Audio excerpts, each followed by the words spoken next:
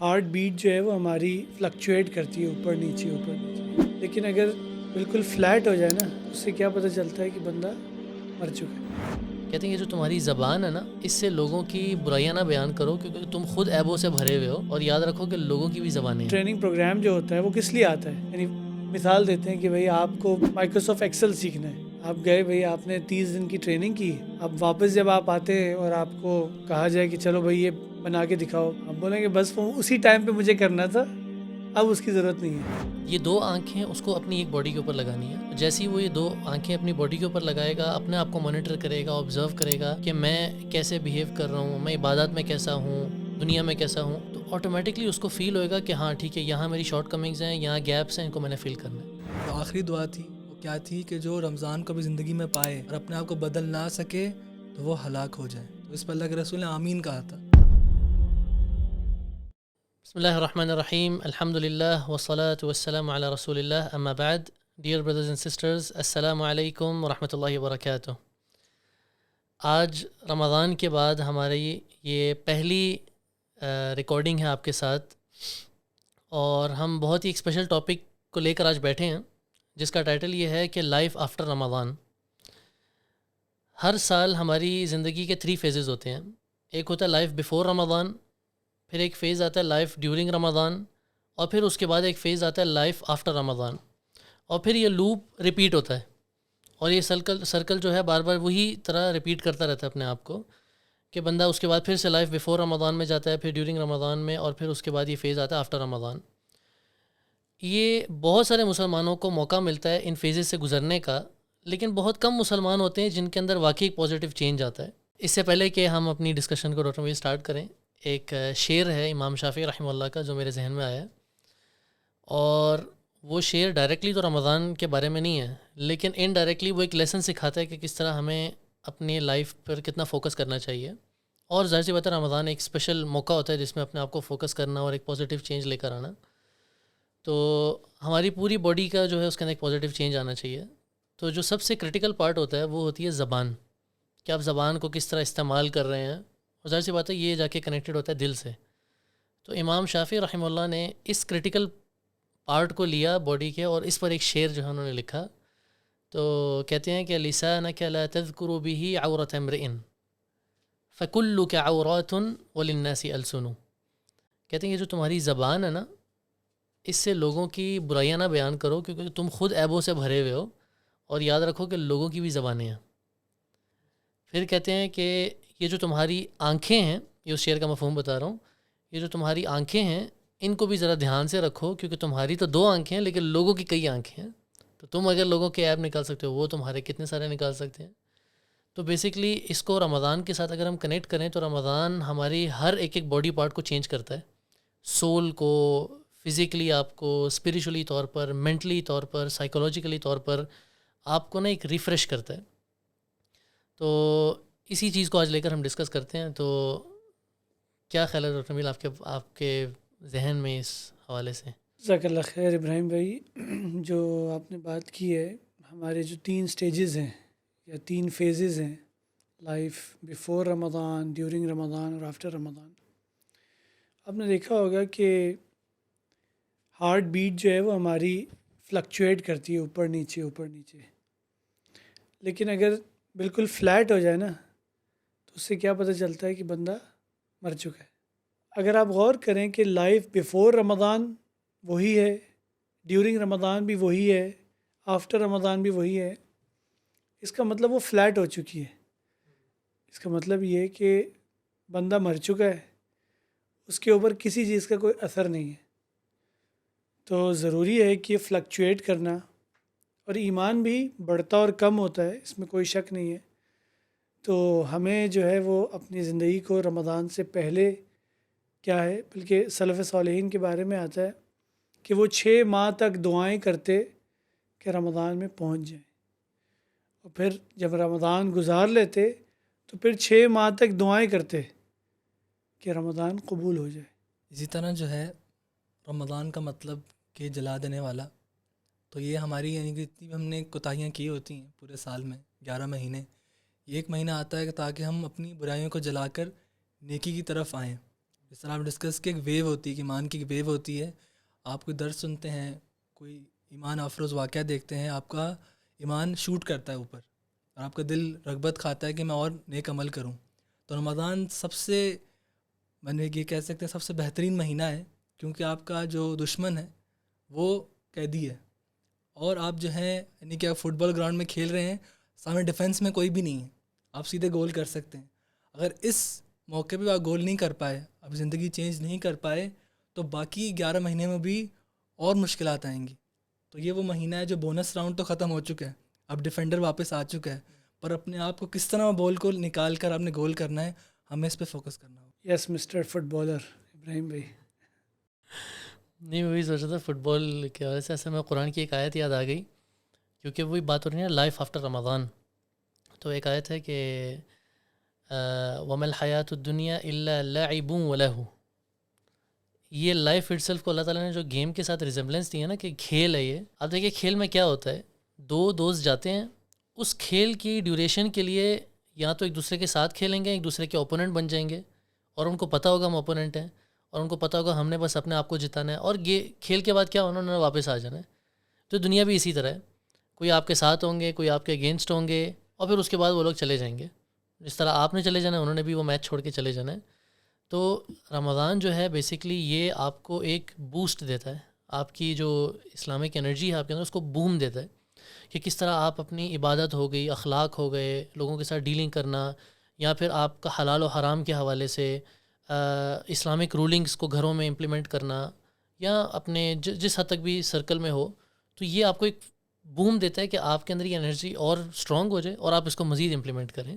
ہم ایک ٹریولر کی طرح ہیں, اور اگر غور کریں جہاز میں بیٹھے ہوں یا بس میں بیٹھے ہوں, تو ہم خود ٹریول کر رہے ہیں, اور اگر ساتھ والی سیٹ پہ کوئی ایک ایسا شخص آ جائے جس کے ساتھ ہمارا ایک تعلق بن جائے. آپ کو پتہ ہے کہ جو ٹریولنگ ٹائم پیریڈ ہے موسٹلی 1 گھنٹہ 2 گھنٹہ, اس سے بھی زیادہ ہوتے ہیں, تو اس میں اگر وہ دوست کچھ اچھی باتیں کرنے والا آپ کے ہم مزاج ہو, تو پھر آپ کیا کرتے ہیں, آپ اس سے نمبر لے لیتے ہیں اور اس کے ساتھ پھر کانٹیکٹ میں رہتے ہیں.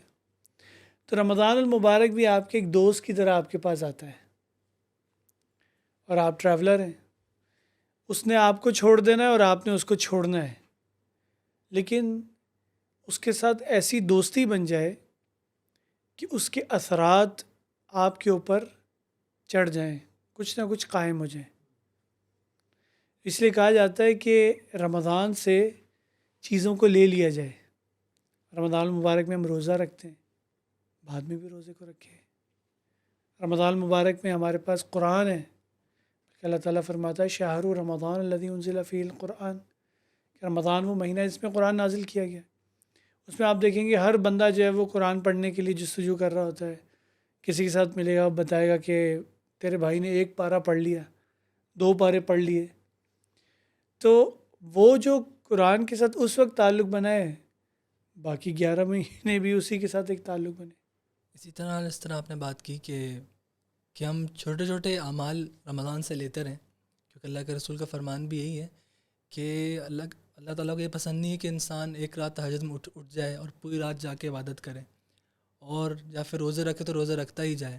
اللہ تعالیٰ کو کیا پسند ہے کہ عمل چھوٹا ہو پر دائمی ہو اور قائمی ہو, کہ بندہ اس پہ قائم و دائم رہے. جیسے قرآن آپ اگر 1 پارہ پڑھتے تھے, 1 پیج تو پڑھ سکتے ہیں. آپ تراویح اگر 8 پڑھتے تھے تو کم سے کم رات کو 2 رکعت تہجد تو پڑھ سکتے ہیں. اسی طرح آپ جو ہے صدقہ کرتے تھے خاص طور پہ, تو آپ ہر دن میں کم سے کم 100 فیض یا کچھ بھی جو سب سے منیمم اماؤنٹ ہے وہ تو آپ قائم رکھ سکتے ہیں. تو جو بھی آپ نے کنسسٹنسی سے ایک بھی عمل کو پکڑ لیا رمضان کے بعد, یہ آپ کا رابطہ ہے, یہ آپ کا کانٹیکٹ ہے.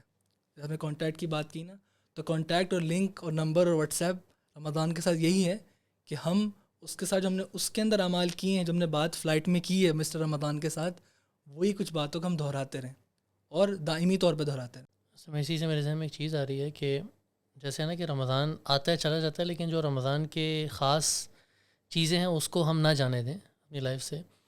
ایک بہت امپورٹنٹ چیز ہم رمضان میں دیکھتے ہیں کہ لوگوں کا مسجدوں کے ساتھ ایک کنیکشن نا بڑھ جاتا ہے, اور وہ جو گراف اپ اینڈ ڈاؤن ہوتا ہے نا رمضان میں, رمضان کے شروع میں آتے ہوئے, وہ ہم مسجدوں کو دیکھ کر گیس کر رہے ہوتے ہیں کہ مسجد بھر گئی ہے، اس کا مطلب کہ رمضان میں لوگوں کا ایمان کا گراف ایک دم اوپر جا رہا ہے. پھر رمضان تھوڑا تھوڑا گزرتا ہے، لوگوں کا گراف تھوڑا سا نیچے جاتا ہے، اور پھر آخری عشرے میں ایک دم پھر سے بوسٹ کرتا ہے. اور پھر عید کی نماز جیسی ہوتی ہے عید الفطر کی، تو اس کے بعد وہ پھر سے ایسے لگتا ہے کہ جیسے نیچے گر گیا. اچھا، یہ مسجد کے ساتھ جو کنیکشن لوگوں کا رہتا ہے نا اس پورے رمضان میں، سلف کہتے ہیں کہ مسجد کے ساتھ جو آپ کا کنیکشن ہے نا، وہ آپ کو کئی چیزیں سکھاتا ہے اور کئی چیزیں آپ اس سے لے کر جاتے ہو، لیکن جو اس پہ غور کرے گا وہ اصل فائدہ اٹھا سکتا ہے. سب سے پہلے یہ کہ یہاں پر آپ کو نمبر 1 اللہ تعالیٰ کے آرڈر سننے کو ملتے ہیں. یعنی آپ سوچیں کہ آپ دنیا کے کسی بادشاہ کے محل میں جا رہے ہوں، اس سے کچھ باتیں سننے کے لیے وہ آرڈر بھی آپ کو دے دے تو آپ خوشی خوشی مان لیں گے. تو یہاں پر تو کائنات کا بادشاہ ہے، رب العالمین ہے، اس کے آرڈرز آپ سننے جا رہے ہیں جو اس کی آیات ہیں. پھر اسی طرح آپ جب مسجد میں جاتے ہیں تو صرف یہ نہیں کہ آپ آیتیں سنتے ہیں، آپ کو اچھے لوگ بھی مل جاتے ہیں کہ جن سے آپ کو فائدہ ملتا ہے، وہ بھی آپ سے فائدہ اٹھاتے ہیں. پھر تیسری چیز جو آپ کو ملتی ہے، آپ کو علم سیکھنے کو ملتا ہے مسجد میں. رمضان میں بعض اوقات کوئی درس ہو رہا ہوتا ہے، کبھی قرآن مجید کی تفسیر ہو رہی ہے، کبھی حدیث کا درس ہو رہا ہے، تو آپ کو علم بھی سیکھنے کو مل رہا ہے. اچھا، پھر اس کے ساتھ ساتھ جو مزے کی چیز ہے کہ رحمت آپ کا انتظار کر رہی ہوتی ہے مسجد میں، کہ آپ جا رہے ہیں مسجد میں تو رحمت آپ کا انتظار کر رہی ہے، آپ آ گئے مسجد میں تو اس رحمت نے آپ کو گھیر لیا. تو یہ ساری چیزیں جو ہیں، دیکھیں کس طرح مسجد کے ساتھ کنیکشن سے جو فائدہ ملتا ہے، یہ خالی رمضان کے لیے لمیٹڈ نہیں ہے، یہ رمضان کے بعد بھی کنٹینیوس ہے. تو وہی پہلا پوائنٹ جو ڈاکٹر نبیل نے بیچ میں ذکر کیا نا، کہ رمضان تو آئے گا چلا جائے گا، لیکن ہم نے اس کی چیزوں کو نہیں چھوڑنا. تو یہ مسجد کے ساتھ ایک کنیکشن بھی خاص چیز ہے. پھر آپ کا جو مینٹل پیس ہے مسجد میں، جو آپ کا ایک سکون ہے، آپ اپنی لائف پہ جو غور کر سکتے ہیں، فکر کر سکتے ہیں، اپنی تھاٹس کو ایک پروسیس میں لے کر آ سکتے ہیں مسجد میں، وہ آپ کو کہیں باہر نہیں ملے گا. یعنی کبھی صرف آپ کسی نماز کے بعد اکیلے بیٹھ جائیں اور صرف اپنے بارے میں سوچنا شروع کریں تو آپ کو بہت ساری پازیٹیو چیزیں جو ہیں وہ سیکھنے کو ملیں گی، ذہن میں آئیں گی. بلکہ خالی ذہن میں نہیں آئیں گی، آپ کافی سارے سولوشنز کے ساتھ لے کر نکلیں گے. تو یہ ایک ایفیکٹ ہوتا ہے جو مسجد بھی آپ کے اوپر چھوڑ کر جاتی ہے. مسجد کے ساتھ تعلق کے حوالے سے وہ روایت بھی آتی ہے نا، اللہ کے رسول صلی اللہ علیہ وسلم نے فرمایا کہ قیامت کے دن 7 لوگوں کو اللہ تعالیٰ اپنا سایہ دے گا عرش کا. جب کوئی سایہ نہیں ہوگا تو اس میں ایک شخص کون ہے؟ جس کا تعلق مسجد کے ساتھ ہے. یعنی وہ نماز پڑھتا ہے، اس کے بعد یا تو انتظار کرتا ہے مسجد میں بیٹھ کے، یا پھر اس کی کوشش ہوتی ہے کہ دوبارہ نماز کب ہوگی، اور وہ شوق ہے کہ میں دوبارہ سے مسجد میں جاؤں. اسی طرح سے ابراہیم بھائی، جس طرح میں نے دوست کی مثال دی، یا جو آپ کا سفر کا ساتھی ہے، اس کو دھوکہ نہیں دینا چاہیے، اس کو اگنور نہیں کرنا چاہیے. بلکہ جس طرح آپ نے ذکر کیا نا کہ ایمان بوسٹ کرتا ہے، اور پہلا اشرا، دوسرا اشرا، اس میں پھر لوگ غائب ہوتے ہیں، پھر اس کے بعد دوبارہ آتے ہیں، تو یہ ایک قسم کا اگنورنس ہے. اور رمضان جیسے جاتا ہے تو اس کے ساتھ پھر غداری ہے کہ بالکل ہی اس کو ترک تعلق کر دیا جاتا ہے. کہا جاتا ہے کہ اگر آپ دیکھنا چاہتے ہیں کہ آپ کے اعمال قبول ہوئے یا نہیں ہوئے، پر آپ یہ دیکھیں کہ جو آپ عمل کر رہے تھے اس پہ استقامت اختیار کیے یا نہیں کیے. تو رمضان المبارک کے بعد زندگی جو ہے وہ یقینی طور پہ بدل جانی چاہیے. اور ٹریننگ پروگرام جو ہوتا ہے وہ کس لیے آتا ہے؟ یعنی مثال دیتے ہیں کہ بھئی آپ کو مائکروسافٹ ایکسل سیکھنا ہے، آپ گئے بھئی، آپ نے 30 دن کی ٹریننگ کی، اب واپس جب آپ آتے ہیں اور آپ کو کہا جائے کہ چلو بھئی یہ بنا کے دکھاؤ، آپ بولیں گے بس وہ اسی ٹائم پہ مجھے کرنا تھا، اب اس کی ضرورت نہیں ہے. تو بھئی وہ ٹریننگ کس لیے کی ہے؟ تاکہ آپ اس کو باقی اپنی زندگی میں امپلیمنٹ کریں. اگر تو وہ چیز نہیں ہو رہی ہے تو رمضان کے ساتھ بھی ہمارا یہی تعلق بنا ہوا ہے ایک قسم کا. اسی میں خطرناک حدیث مجھے یاد آ گئی کہ اللہ کے رسول نے بددعائیں بہت کم دی ہیں اپنی زندگی میں، دعائیں دی ہیں. پر ایک اللہ کے رسول ممبر پر چڑھتے ہیں، 3 مرتبہ آمین کہتے ہیں، اور دعا کر رہے ہیں کون؟ سید الملائکہ. اور آمین کہہ رہے ہیں کون کہہ رہے ہیں؟ سید الانبیاء. تو اس میں سے جو آخری دعا تھی وہ کیا تھی کہ جو رمضان کو بھی زندگی میں پائے اور اپنے آپ کو بدل نہ سکے تو وہ ہلاک ہو جائے. تو اس پر اللہ کے رسول نے آمین کہا تھا کہ ہم اس کے فضائل سنتے رہتے ہیں، تو ہم اس کی یہ بھی چیزیں سیکھیں کہ یہ منتھ جو ہے، یہ مہینہ جو ہے ہمیں بدلنے آیا تھا. ہمارے پاس چانس تھا، سب کے پاس ایکول چانس تھا، ہم نے اس کو اویل نہیں کیا، ہم نے اس پہ فوکس نہیں کیا، اس کو اگنور کر دیا جس طرح آپ نے کہا، تو اس کی ہمیں کانسیکوینسز بھی بھگتنی پڑیں گی. یہ دونوں چیزیں ہمارے ذہن میں ہونی چاہیے. رمضان المبارک سے ہم جو اعمال لیتے ہیں اس میں روزہ ہے. اچھا، روزے صرف اور صرف اکثر لوگ جو ہیں وہ صرف رمضان میں رکھتے ہیں. اس کے بعد اگر آپ دیکھیں اللہ کے رسول صلی اللہ علیہ وسلم کی زندگی، پیر کا روزہ آپ رکھتے، جمعرات کا روزہ آپ رکھتے، چاند کی 13، 14 اور 15 کا روزہ آپ رکھتے. پھر اس کے بعد یہ جو شوال کے روزے ہیں رمضان کے فوراً بعد، جس نے رمضان کے روزے رکھے اور شوال کے 6 روزے رکھ لیے، ایسا جیسے پورے سال روزے رکھ دیے. اور اسی طرح سے جو 3 روزے ہیں 13، 14، 15 کے، اس کے بارے میں بھی آتا ہے کہ جس نے 3 روزے رکھتا رہا وہ بھی ایسا ہے کہ جیسے سارا سال روزے رکھے. آج ہی مجھ سے ایک بندے نے سوال پوچھ لیا کہ بھائی رمضان کے روزے رکھے لیکن شوال میں جو ہے نا وہ اس کو ترک کرتا رہا کہ بعد میں رکھوں گا، اور اب ایسا وقت آ گیا کہ بس چند دن رہ گیا وہ نہیں رکھ سکتا. میں نے کہا اب آپ کے لیے ایک اور آپشن ہے، آپ ہر مہینے کے 3 دن کے روزے رکھے تاکہ وہ پورا ہو جائے. خیر، اس کے علاوہ عرفہ کا روزہ ہے، عاشورہ کا روزہ ہے. تو یہ سارے روزے جو ہیں یہ ہمیں شوق دلائیں کہ رمضان سے جو ہم روزے رکھ رہے تھے وہ کیا ہمارے اندر چیز پیدا ہوئی ہے. اور جو آپ نے ڈیفینڈر کی بات کی تھی عبد الرحمن، ہمارے 2 دشمن ہیں، ایک شیطان ہے، ایک ہمارا نفس ہے. اور اس میں رمضان المبارک میں ان دونوں کو پکڑ لیا جاتا ہے.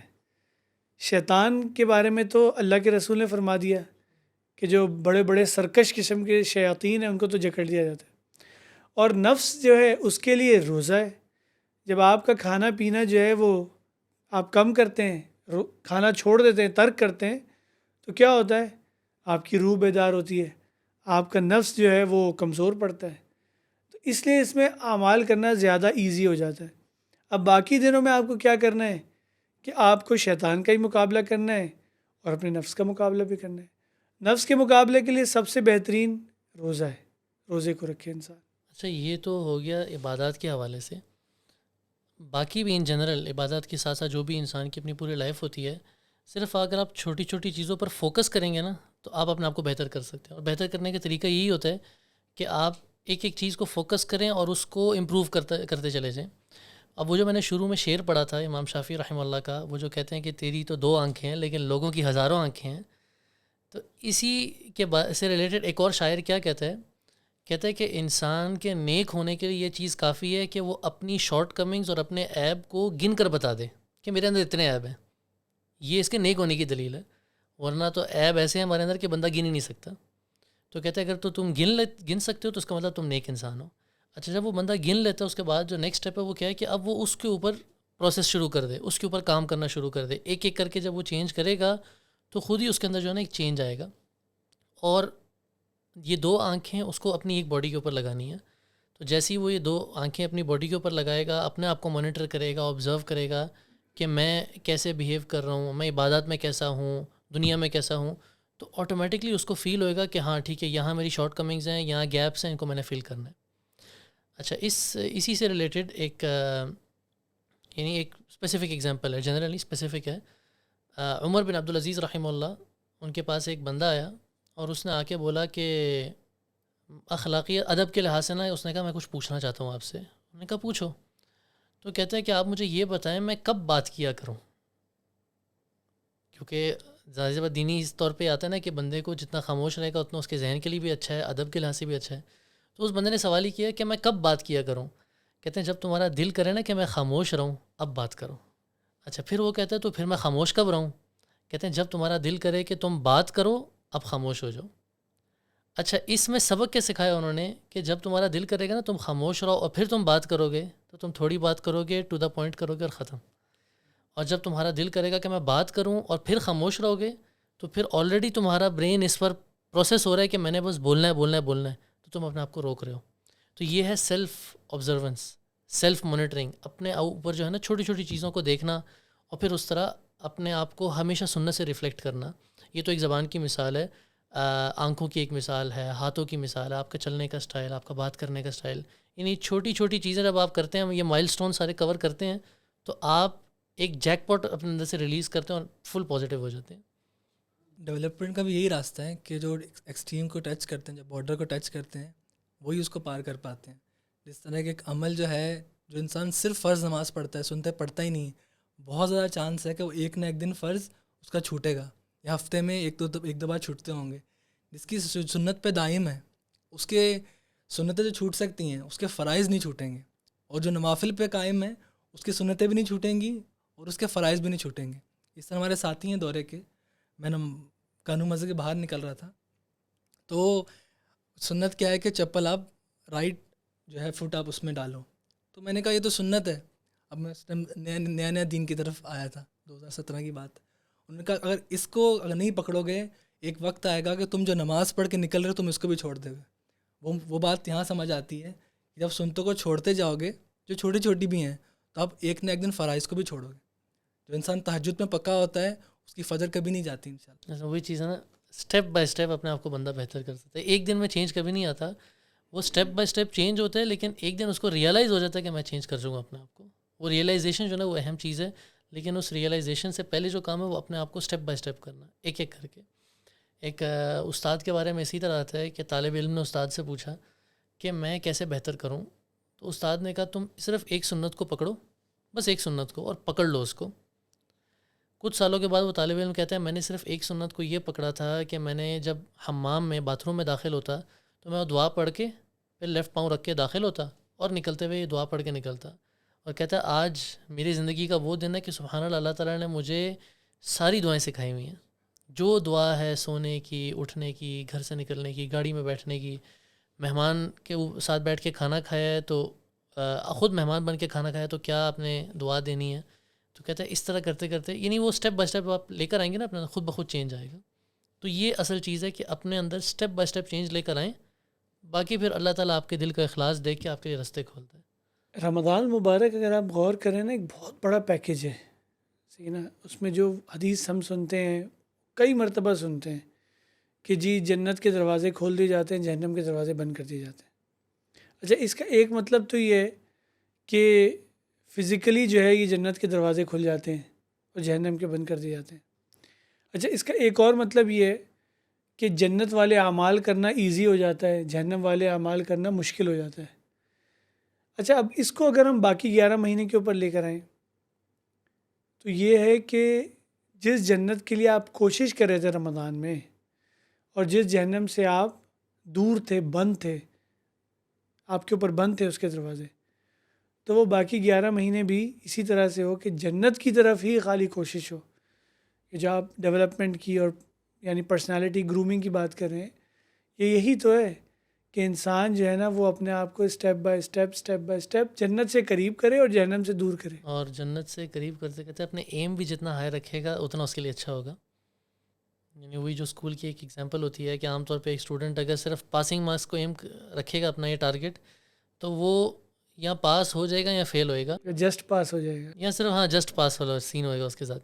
لیکن اگر کوئی فل 100% لینے کے لیے ٹارگیٹ رکھتا ہے اپنا، تو ظاہر سی بات ہے اس کے 80-90 تو آرام سے پرسنٹ کراس کرے گا، وہ 80 سے 90%. تو جتنا ایم ہائی ہوگا اتنا جو ہے بندے کی محنت بھی اسی طرح زیادہ ہوتی ہے. جیسے جم کی مثال دیں، آخری ریپ جو ہوتے ہیں نا، آپ نے 15 سیٹس، 15 پھر 12 پھر 10 ڈراپ سیٹ ہوتا ہے، تو آپ کا جو لاسٹ سیٹ کی جو لاسٹ جو ہوتا ہے نا، اس میں آپ جتنا آپ 10 پہ رہیں گے تو آپ زندگی بھر 10 پہ ہی رہیں گے. آپ کو 11 12 تھوڑا سا ہٹ کرنا ہی پڑے گا، درد ہوگی، پر وہ آپ کے مسل کو اور ایکسپینڈ کر دے گی. اسی طرح ہر لائف کو یہی میٹر ہے، دین ہو دنیا ہو. جب تک آپ بارڈر پہ جا کر کھیلتے نہیں ہیں کہ میں آگے بڑھنا چاہتا ہوں، آپ کبھی بھی ڈیولپمنٹ کی طرف نہیں جا سکتے. ایمز کو ہائی رکھنا چاہیے نا.